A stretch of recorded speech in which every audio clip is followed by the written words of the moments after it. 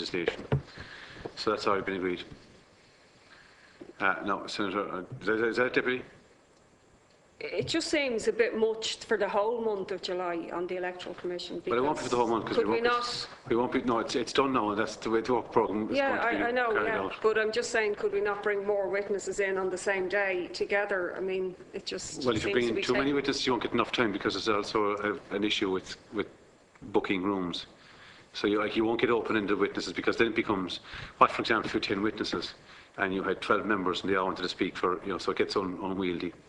But thank you for your concern. Well, my concern is that there's a lot of other pressing issues, and this has taken up the whole. We also circulated the work programme several occasions and asked for comments and opinions on it before it was agreed. Deputy McEntee. Thank you, Gaeltacht. Sorry, I'll be brief, and thank you for your 3 contributions. My question is just to Mr. Weeks. In relation to education, you kind of clearly stated that Irish people are not educated and they don't know the system or how to vote and what the voting system is like. I suppose I'd just ask it to expand on that maybe and to elaborate on what you feel should be done. I know myself, when I was in school, we would have done CSP, we would have been taught the electoral system, how to vote, and now myself, I would encourage as many schools and younger people to the Dáil for Q&As and encourage them to be as inquisitive as possible. So are you specifically talking about young people, are you talking about our older generation, or could you expand on it maybe? Thank you. I think everyone really. I recall about £5 million at the time was being spent on advertising the e-voting process, being done by public information. So I wouldn't just say young voters, because young voters aren't the only first-time voters. I mentioned members of the travelling community. I mentioned the hundreds of thousands of non-Irish people living in this country who are entitled to vote at local European elections. They use entirely different voting systems. We have a very unusual voting system. Only one other lower house of parliament in the world uses our voting system, and that's Malta.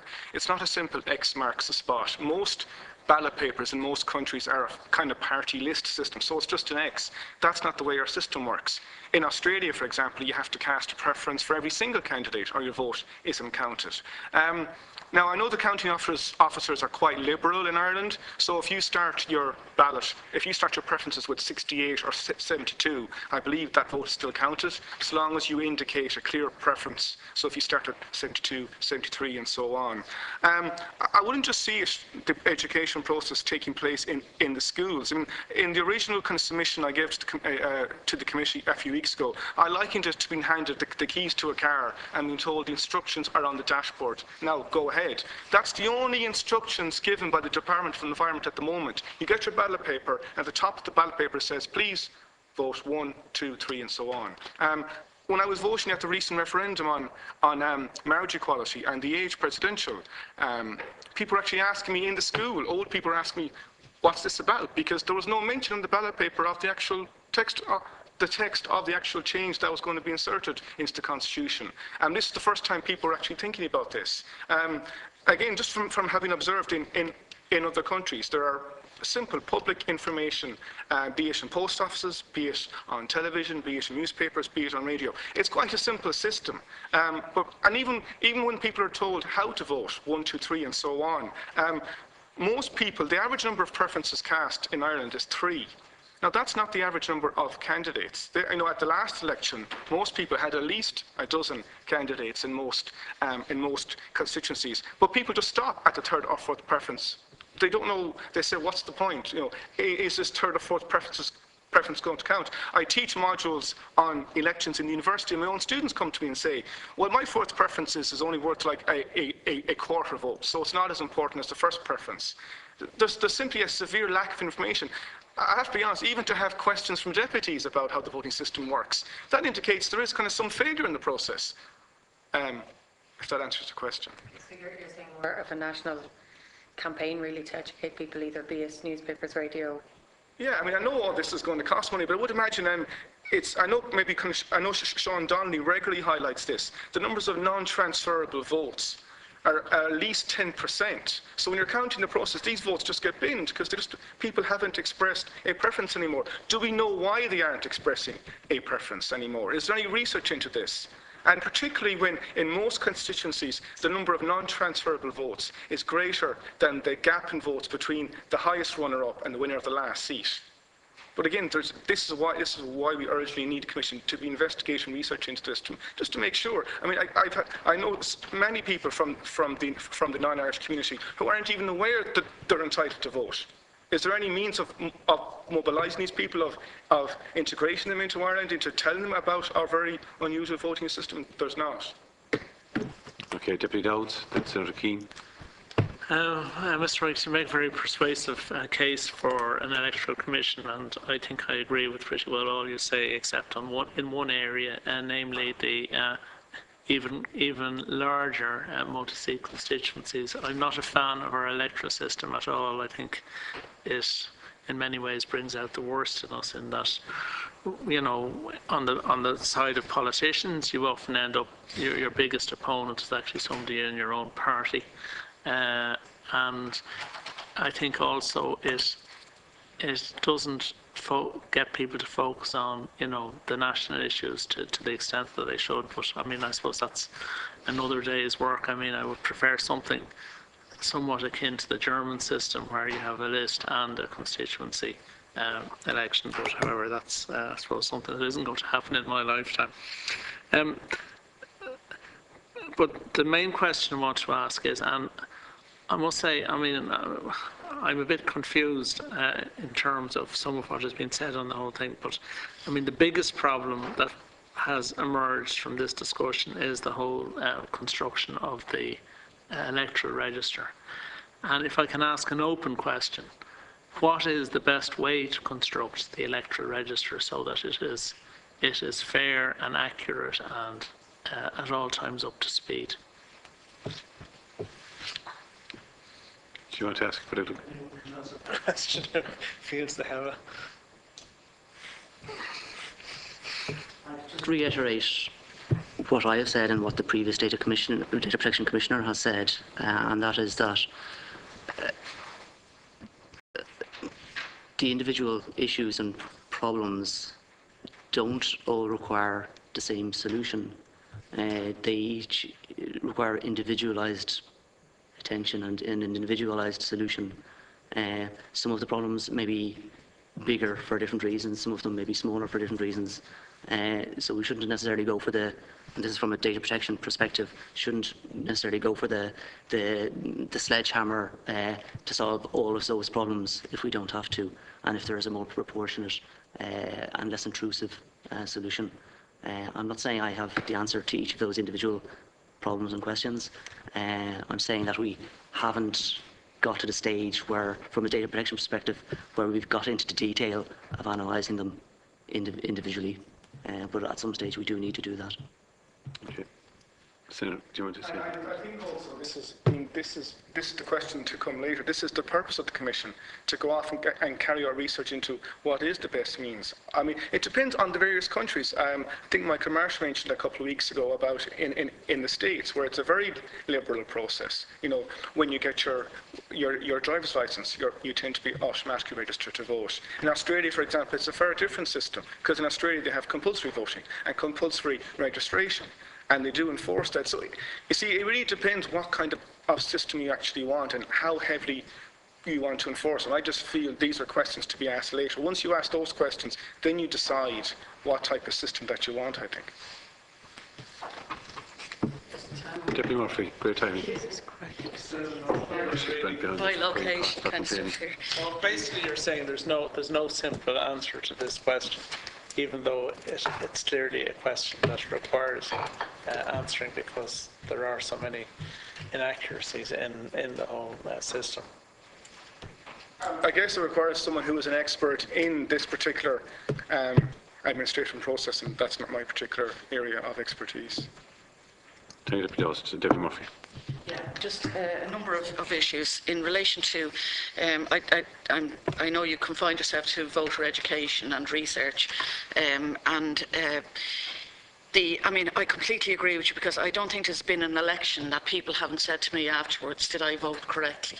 You know, and I think the very fact that you have adults who have been voting maybe all their lives, questioning that, for me, you know, it screams a need that is not being met. And the only, I mean, there's youngsters who would have gone through secondary school where there would be a very mechanical type of voter education that I don't think really goes into the kind of detail that would be needed, but it's an ongoing process anyway. And it seems to me that we're kind of outsourcing the responsibility when it comes to the more vulnerable groups. So like the Vincentian Partnership, for example, have worked with more marginalised groups in terms of voter education. But that is really the responsibility that you know, it should be a state responsibility rather than if you like a private matter. So I completely agree with you that that has to be one of the areas that is looked at, or one of the areas that where it's formally got a remit. In terms of maybe even what the schools do, and then for ongoing research and education.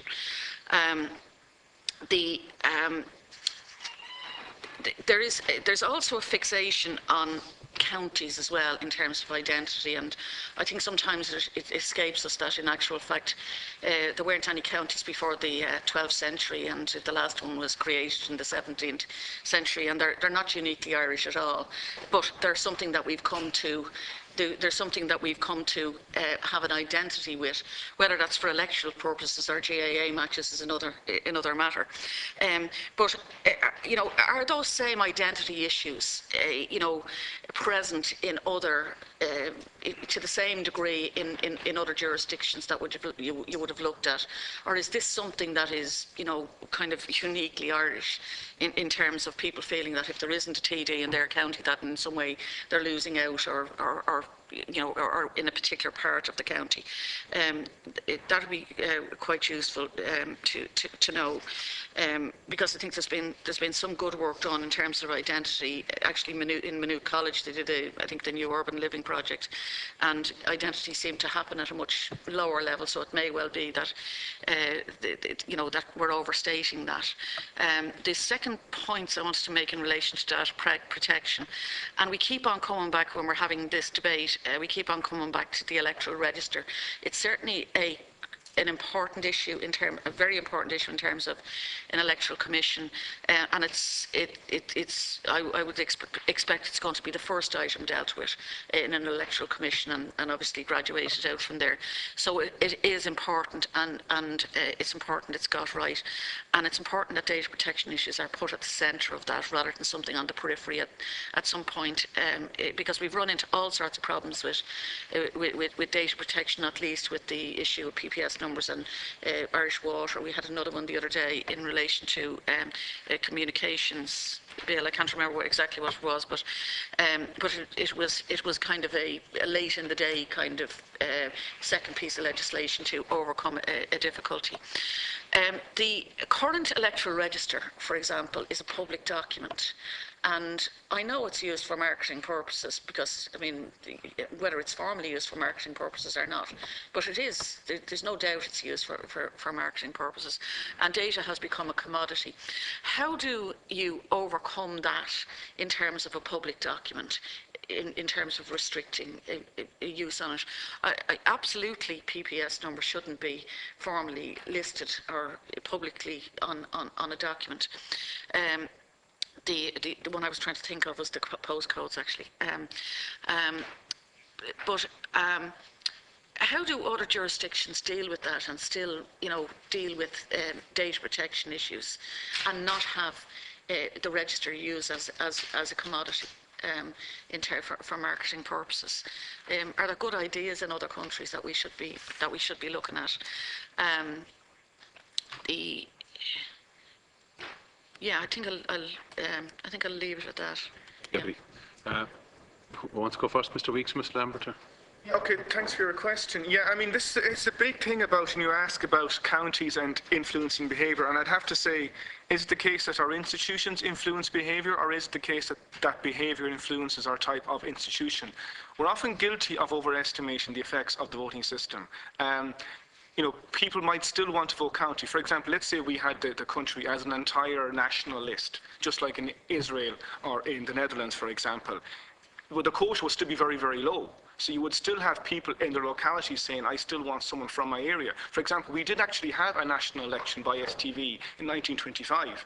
John Coakley has written on this. And the quota was only about 6 or 7, or no, sorry, the quota was about 20 or 30,000. But it meant candidates ran purely on a county basis. So a candidate for Cavan would say, vote for me, there's enough votes in Cavan to get elected. Now, whether or not you think that's a bad thing, so the point is changing the rules mightn't change the behaviour of the actual voters. And you also might want to, I suppose, have the question, why do you want to change the mentality of voters thinking about the county? I think that's a whole kind of separate matter. The argument is in over time, maybe people might begin to change in terms of the behaviour of how they vote, and in terms, I suppose, of their interaction with the actual deputies. But again, these things really are far deeper in Ireland than just altering the size of constituencies and altering the actual kind of number of deputies. I would just mention in relation to, for example, in the European Parliament elections, only 6 countries in the EU divide up the country into constituencies for European elections. We're one of the few. Why do we do that? Especially when we saw the mess at the last general election. And it's quite clear now, to be honest, aside from looking at if county is important, I think that's a separate question, but using counties as boundaries is a really restrictive process. And it is creating problems. We saw that in Kildare in 2007. With yourself, Ember, in relation to the way, in terms of how voting numbers had changed and population had changed and so on. Really, and this goes back to a question which Deputy Stanley mentioned in relation to kind of, should we have fixed boundaries? They would be a lot easier to manage. And then in relation to, as the population alters, then we could just simply alter the numbers of seats. Again, I'll just echo, this already says this is why we should have a commission investigating these matters, to be honest. Can you touch on the data protection issues, Mr. Lambert, PPC? Thank you, Chairman. Just in terms of marketing, it is a legitimate concern, and one way of dealing with it is that when people register, they could also designate that they opt out of receiving marketing. So marketing companies could be obliged to consult with and abide by, call it List 2. So only List 2 can be used for marketing purposes, not the core register itself. Which then brings another question. Well, okay, that's an opt-out option of receiving marketing materials. Why does it have to be an opt-out? Is there an issue in terms of it being an opt-in? You have to opt in to receiving marketing. Now, I'm not recommending that, and I know the marketing industry certainly would not recommend it, but there is a legitimate question on that. In terms of a separate marketing list, should it be opt-in or opt-out? In terms of comments in relation to privacy data protection being centre and core of what the Electoral Commission will do, that's true, and it will be one of the issues that will dictate how the Electoral Commission goes about its business. It is interesting as well that I've suggested that data protection issues not only need to be considered by the Commission, but they also need to be considered as we go along. And there is a concept called privacy by design, which instead of leaving privacy and data protection considerations till the end of a new product or service or rollout of some new activity, that all of the speed bumps that can occur later on and delays that can occur later on by only considering data protection and privacy before go live of whatever the activity is, that those issues be considered from day one into development and consideration and rollout of whatever the activities are. Now, I'd have to commend things like the new Data Protection Commissioner, increased resources, the first Data Protection Minister in Europe, something like legislation by design, akin to privacy by design, or audits of particular types of legislation or issues as they go along. from a data protection perspective would be new, novel and of benefit as well. Thank you, Mr. Lambert. Senator Keane. Thank you, and very welcome. And even though some people might say it's repetition that we're here sitting in July again, but it's the first time that we've had really an expert on the data protection in front of us, so we are getting new information every day. Dr. Weeks mentioned that he just couldn't comment on costs due until the functions were outlined. I think the reason we put the question on costs were because there's a lot of things that I welcome and it has to be formed, the commission, but a lot of things the local authorities, and there's a lot of information there that you don't want to throw out or reinvent the wheel. And there's experts there, we say, over the years, that if you were to go and invent it again in a new commission, that you would really spend a lot of money. And our reason for asking the costs were, what's it costing now? Has an analysis been done on each local authority with relevance to costs? And maybe some local authorities are doing it more efficiently than others. And what, if we're looking at this, on what issues that we would maybe recommend leaving with the local authorities and others that has to be centralised. That was the question on costs. Just interested in your paper, I think it was Dr. Weeks, you said you had a paper written a few years ago on the surplus votes transfer. Maybe you could email us a link to that paper. The individualised rather than the house-based voting definitely was one that came up here the last day as well. And on that, because we are now transferring to the postal in New Zealand, they use the postal service for maintaining, updating the electoral register. And we see now how our postal service is changing here, being computerised with the post numbers and all of that. I want to link that to the matching identifiers. When you said I think it was Paul Lambert there on other methods that you could use other than a PPS. To me, the PPS number is straightforward. Everybody would have it. It's there, and it is the only thing that would link from computer to computer right through every department, if you like. I know individualised consideration has to be given to each issue in the actual bill itself or the recommendations that we make, but the actual use of the PPS number as well has to be individualised. But what would you say could be used as a matching identifier, and those are the words you used, other than a PPS? And to link that into the postal code thing as well, is there a link with data protection there that you couldn't do that, or that it couldn't be used for that particular purpose? I think as well, education is a huge issue, but I think as well the teachers across the country would be amazed listening to us if they thought there wasn't any, because the CPSE programme has a piece in it on voter education, and there's good modules, and they're delivered regularly in the continuous professional development for teachers on how to vote, steps in the process of voting, the mechanics of voting, and actual information on the single transferable vote and how that works. So schools are doing a bit. They would and could and should be doing more, but there should be centralised. Maybe what we're looking for is there should be an exam question on voting as well too, because it is an important element of it. The Department of Finance accountability for costs should be transferred to the Commission, and yes, because obviously everybody has, and that I think would look, if you are leaving, and I would say definitely the local authorities at the moment, because they're all computerised now and the system is there, I would say, and as being a local authority member for 20 years, there's a huge lot wrong with it. But if we get the registration right, if we link it into the births, marriages and deaths, and if, that's the huge problem. The actual administration of the day and the huge, input of staff that you have there, it could go out as well, obviously, to people who are unemployed or whatever. But there's a huge lot that you don't want to throw out with the baby with the bath water, as I say. No requirement to deregister before you register in another county, and that is what I think one of the other senators was talking about there. It should be even an offence to register twice, and I know you have an offence in Australia if you don't vote, but really for registering twice to vote should be an offence as well, because it's fraud. It's nothing else other than fraud. Thank you. Mr. Weeks. Your first question, you were asking about the costs I have no idea the cost. That's for members to...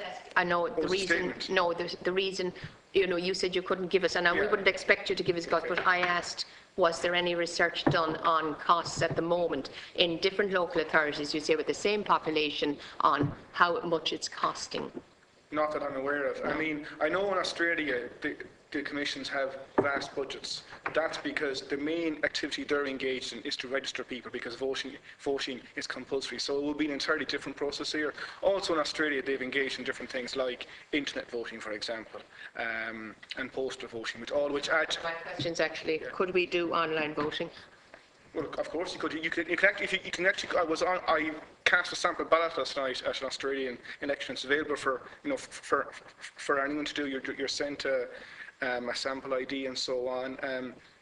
But I think that's a kind of different matter. But again, this is something that could be explored. I mean, the crazy thing, just to mention in relation to e-voting, was that we had the commission after the adoption of e-voting. You mentioned in relation to education as well. That's great that it's been done in the schools, but that's only very recently, so that means the vast majority of people have not been to that particular process, and there are plenty of people in this country who haven't. It's done in every school, but it's there on the CPSE curriculum. But again, I just would imagine it is the role of an actual commission. When Deputy Murphy says there are people casting votes, and for years and after they've cast a vote, they ask you, if they've done the right thing. It just seems crazy that there is no simple public information system. There's plenty of information out there about who to vote for before the elections. You know, there's loads of posters about all the various candidates. We don't see any posters about the actual ballot paper. Or I should ask you as well, should posters be banned? Sorry. Exactly, in fairness. Mr. Lambert, do you want to comment? Again, linking... There's an issue sometimes of overreach, or because we can gather data or can link so many different types of data and data sets. There's an inclination sometimes, oh, we can do it, so let's do it. But we also need to kind of look at, well, what's the purpose? Are we linking or gathering more data than we actually need to deal with whatever that particular concern or purpose is? So there's a balance there to be achieved. So in all of the individualised concerns that are being raised, an individualised balancing exercise needs to be gone through as well. And I've mentioned it once, but sometimes we may need data for something, but once we've established, say, whatever the voting registration number is, there may be, it may be easy then to delete particular data that we have got, because we no longer need it going forward.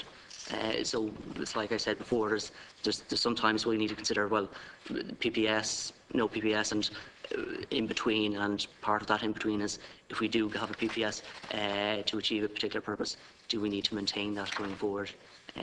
Depending on the particular purposes, activities, we may or may not. But they're parts of the nuances of the exercise at a commission, but also possibly during ongoing processes and discussions that we need to delve a little deeper into.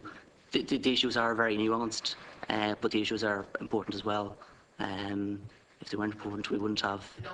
Question there on the postal. In New Zealand, they use the postal service and the numbers, and they use the postal service to maintain the electoral register. And I saw that in Noel Whelan's submission. Just that when you do have another, say, public register or another data set available, that can perhaps obviate or reduce the need for having PPS per se, or mitigate gathering too much data. So it's important to look at why we need PPS, if we do, in what instances, but are there other alternatives? Sometimes the alternative can be another data set which is more proportionate than having the PPS. The question I'm asking, and what I'm trying to get clear, is there data protection issues with using a postal code for electoral register? Do they cross, or, you know, is it the same, does it carry the same weight as the PPS number? You know, that's, I'm just trying to, just for data, because you're here. It does raise data protection issues, because the data protection relates to any information which tends to identify a living individual. So to the extent that just the same as the PPS, and you use it and you, it's the same way. In terms of the nuance of that that question, some people may say they're equivalent, some people may say that the PPS is more important or more sensitive because it has access to or links to more important data such as health, financial issues, etc., etc. So it can have more consequences for an individual if the wrong person was to get their hands on it. So you could argue that it's more important, the PPS is more important. Thank you, Mr. Lambert. That concludes our consideration of the topic for Part A of our meeting. I want to thank our witnesses, Dr. Weeks, Mr. McNeil and Mr. Lambert. You are now free to go. Thank you very much indeed. I propose that we suspend for 5 minutes and allow the next group of witnesses to take their seats. Is that agreed?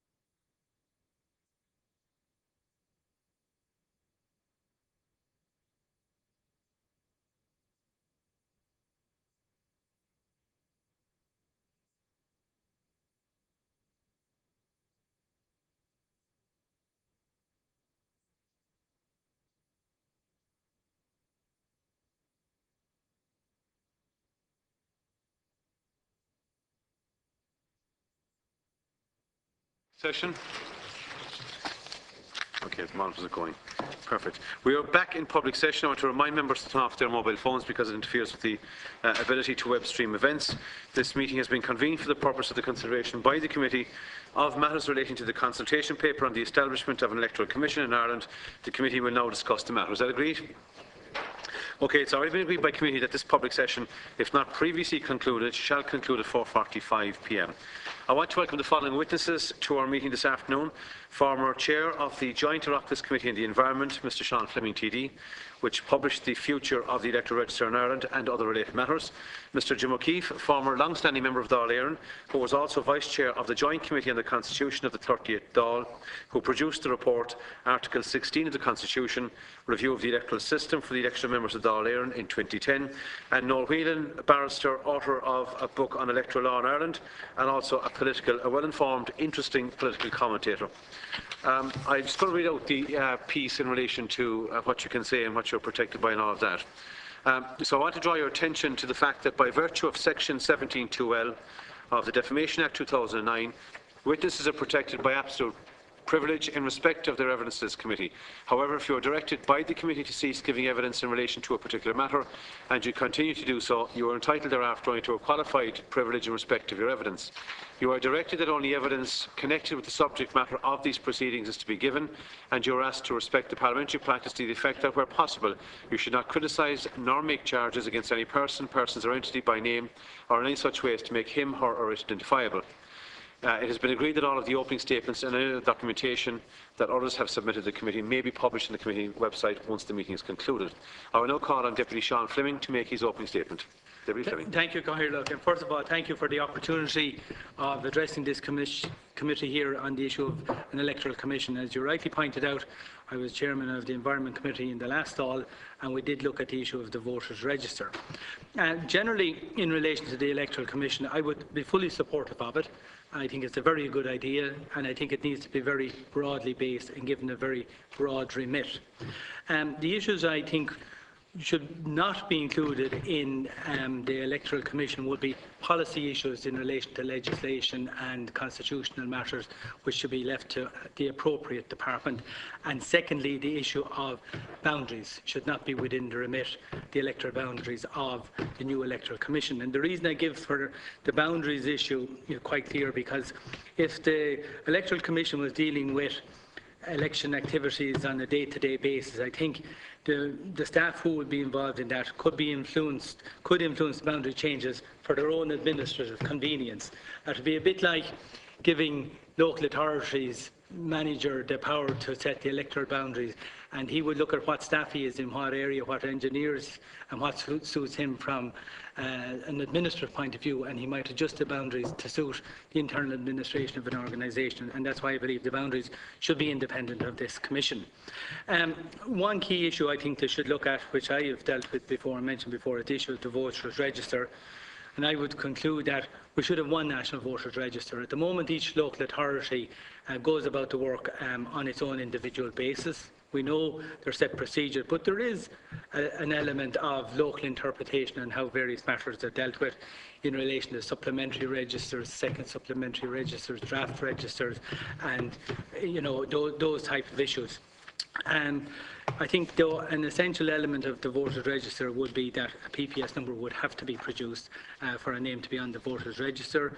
But I'd stress the PPS number wouldn't appear on the voters' register. It would be used by the registration authority just for administrative purposes and subject to data control legislation.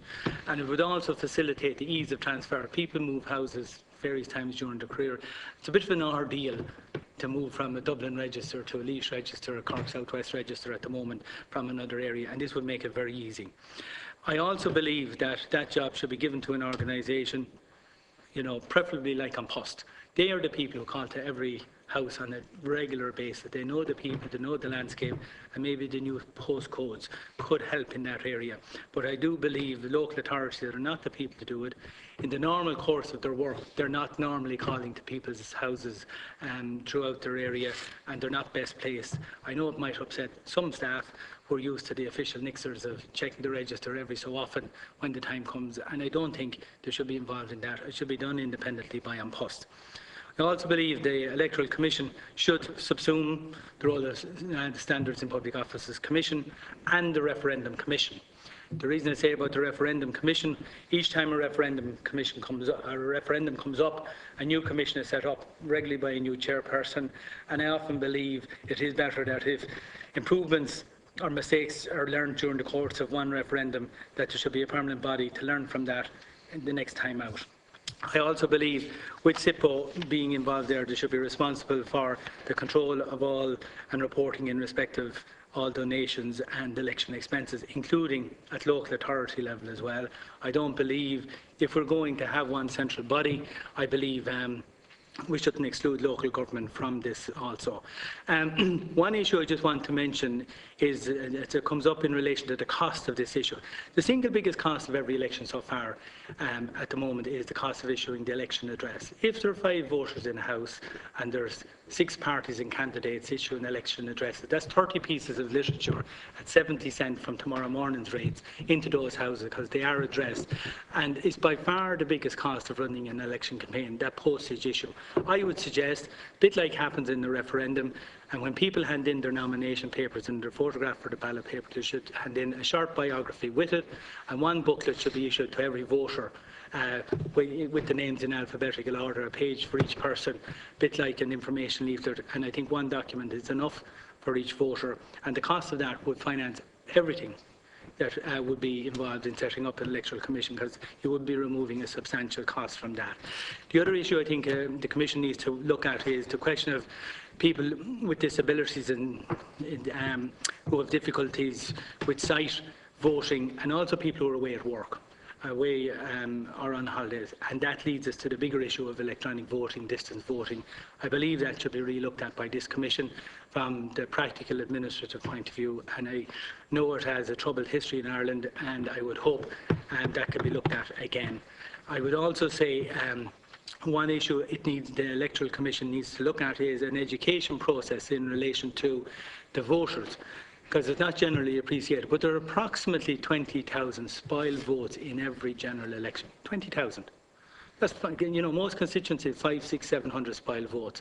And in fact, in a large proportion of the constituencies, the difference between the last 2 candidates for the last seat is greater than the number of spoiled votes in that constituency, in anywhere between 10, 15 or 20 of the constituencies. So there is a phenomenal amount of spoiled votes, and that issue needs to be addressed, and I think an electoral commission should look at that. There needs to be a clear time frame. They can't do it all on day one. They should be set up with a mandate to maybe deal with the register first, or deal with taking over the role of the SIPO first, and over a 3-5 year period. And when the responsibilities are clearly identified as to what their function will be, we can then talk about the reporting and accountability mechanisms to the Oireachtas or wherever at that stage, but I won't go into the details of that because my time is short. Thank you, Deputy Fleming. Mr. Jim O'Keefe. Thank you, Chairman, for the invitation to address the Joint Committee on the proposal to establish an electoral commission in Ireland. One of the last major reports in which I was involved at the end of my parliamentary career arose from a review in 2010 by the Joint Committee on the Constitution of the provisions of Article 16 of the Constitution and the electoral system for the election of members to Dáil Éireann. Now, that committee considered that an independent electoral commission would be of central importance to the future operation of the electoral system, and accordingly recommended its establishment, and I quote, as an urgent priority, unquote, with responsibility for the administration and oversight of elections and referendums. Now, that 2010 report also recommended that the new Electoral Commission assume responsibilities for the registration of voters, I think it's a common case in that one, postal voting, voter education programmes, the drawing of constituency boundaries. I noticed that my colleague at my farm, Sean here, has a different view on that. The system for counting surplus vote transfers and the examination and design of the ballot paper. So, at the time, the view expressed was that given the broad range of responsibilities that the Electoral Commission would assume, the committee considered that the Commission should include former members of the Houses of the Oireachtas. The committee also considered it appropriate that the Commission be placed on a constitutional footing, as such a step would enhance the legitimacy of the process. Now, the discussion has since moved on with the particularly with the comprehensive consultation paper recently launched by Environment Minister Alan Kelly, and the excellent contributions to and discussions in recent weeks at your committee here. I've of course also moved on myself, having retired from the active politics of the last general election, and in the meantime my views have been further informed by service on the Standards in Public Office Commission. However, my views on the need to establish an independent Electoral Commission have not changed, and I am hopeful that what appears to be continuing all-party support for its establishment will help to get it over the line in the near future. Now, in considering its role, its functions and its composition, these are the issues that you raised in your letter of invitation, I think it has to be looked at. This proposal has to be looked at in tandem with consideration of the proposal in the proposed Public Sector Standards Bill, which will, if enacted, introduce a new statutory framework governing disclosure of interests and relevant matters.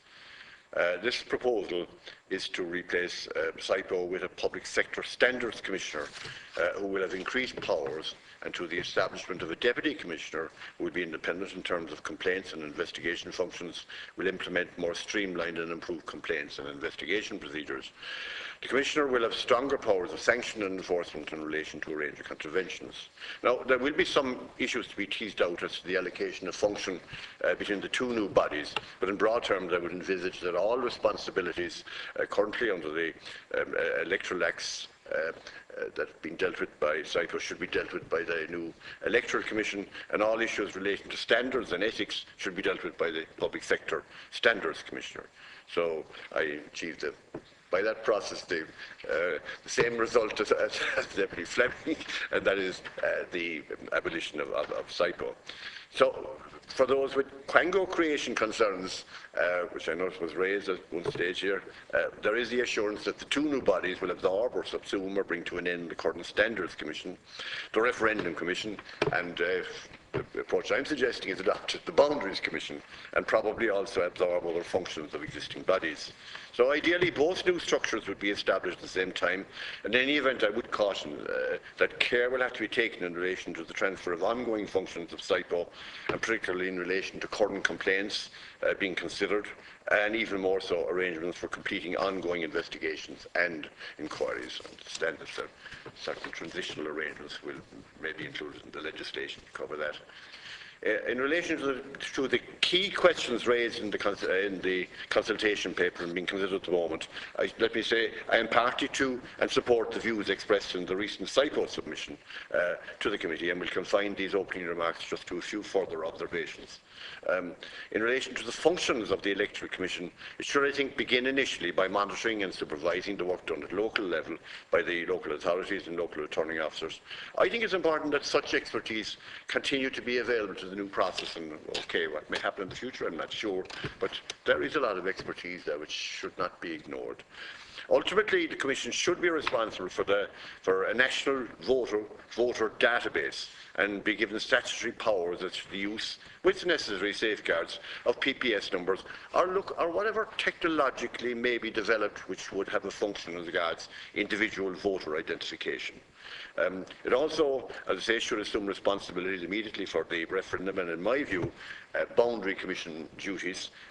Excellent work has been done in the past by these commissions, but often the timeframes allowed for such work has been far too short. On composition, I think the public has confidence in bodies chaired by judges or retired judges. I saw reference in your debates to some judges having had previously political involvement.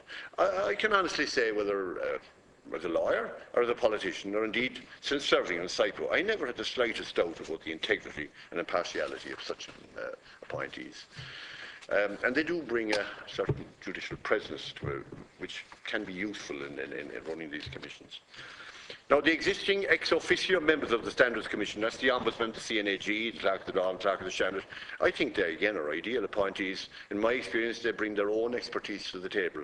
There's an issue to be teased out about the possible double function of the CNAG as a member, and also that he'd be auditing the accounts of the Commission, but I think there is a solution that can be found to that problem. Now, as far as former Oireachtas members are concerned, I have the same view as in relation to judges. If I take the situation in SIPO, the two previous former members of SIPO before my time were former ministers from different parties to my own. Both performed their functions with honour and dignity. I do think that appointees with a political background have an experience and expertise that's not available to others and can bring a useful public representative as opposed to public servant view to the table. I also feel myself reinforced in my current position that the fact that my nomination to SIPO was approved by both the vote of the Dáil and vote of the Senate. Perhaps as an additional measure, it might be a requirement that any such appointments in the future be approved by some supermajority in the House. Such appointments wouldn't be forced through. One other point I want to emphasise at this stage, I think reports to the Oireachtas rather than the government of the day would reinforce the actuality and appearance of independence on the part of the new Electoral Commission. I would also envisage appearances before the appropriate Oireachtas committees for discussion of annual and other reports, and otherwise when required by the circumstances of the time. I've already mentioned my view that in time the Electoral Commission should be given constitutional status. Finally, I commend the work being done towards the establishment of a strong independent Electoral Commission and the equally important work underway towards the establishment of an equally strong but separate ethics division. Thank you, Mr O'Keefe. Now, Mr Norwhelan. Can I thank the Chairman and members of the committee? I am grateful and indeed flattered by the invitation to speak to the committee. I have followed the various previous hearings that you've had, and I don't propose to cover a lot of that ground, except to say that I'm struck that there was general consensus in the expression of regret that it has taken so long, and general consensus in support for the principle of an electoral commission, it seems to me. As I set out in the written submission, I agree with Deputy Fleming that the Boundaries Commission's function should stay with an independent Boundaries Commission, and I'm particularly attracted when it comes to the State of the Election Register to the New Zealand model, where they have effectively under contract franchised that to their postal services, and I think there's ultimately exciting potential similarly in Ireland. So what I want, in a sense, in terms of bringing added value, is to focus on 3 points. The first is the integrity and confidence which the Irish electorate have in the election system is something not to be taken for granted. Integrity and confidence in electoral systems, like legal systems, are the kind of things you only notice they're not there when they're gone. It is hard won. As I've written elsewhere, I think we've had about 100 different electoral type days between the referendums and locals and European general elections since the foundation of the state. In all of the study I've done, I've only ever come across, I think, 2 instances where anybody even uttered a controversy about the result over all of that period. Trust me, I'm not going to name them. But just even the fact that they've been uttered, even the fact that it's been suggested, that of itself is a phenomenal achievement for a relatively young democracy born out of a civil war with troubles 100 miles, 60 or 100 miles up the road for a long period of its history. So it's not something likely to be taken for granted. And it is a compliment to the current electoral administration system that trust and integrity is there. And therefore, any moves or adjustments to that system have to have regard to that. My own view is that that can be met, at least initially, as Deputy O'Keefe suggests, by retaining the skills, the corporate memory, the standing that county registrars and local government officials have in the electoral process, at least initially, as you transition across to an electoral commission. My second function is that whereas I think there has been confidence in the administration of elections, there's been a gap between elections and election days in encouraging and promoting participation in the electoral process.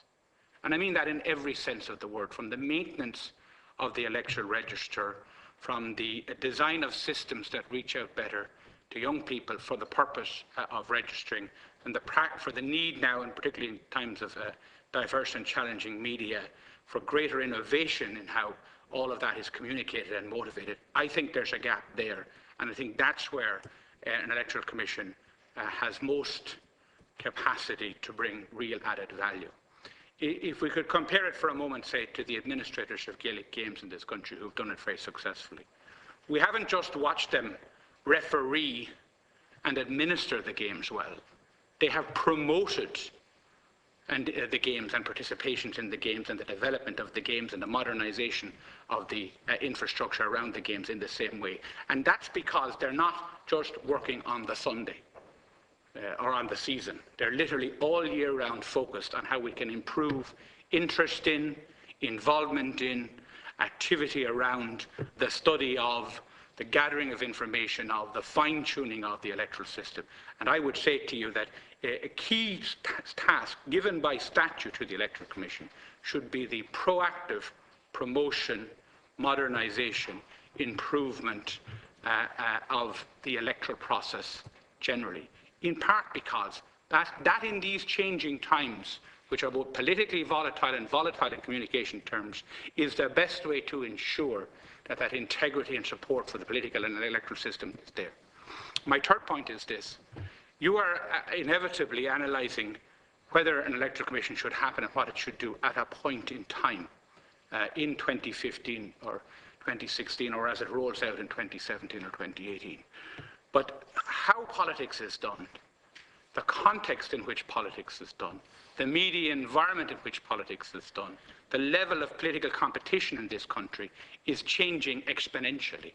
So I think that an electoral commission is better placed, there's no criticism of the civil service structure generally, but I think an electoral commission is better placed to adapt, to be given the task of new initiatives that need to be done across the system. So for example, the government is committed at a minimum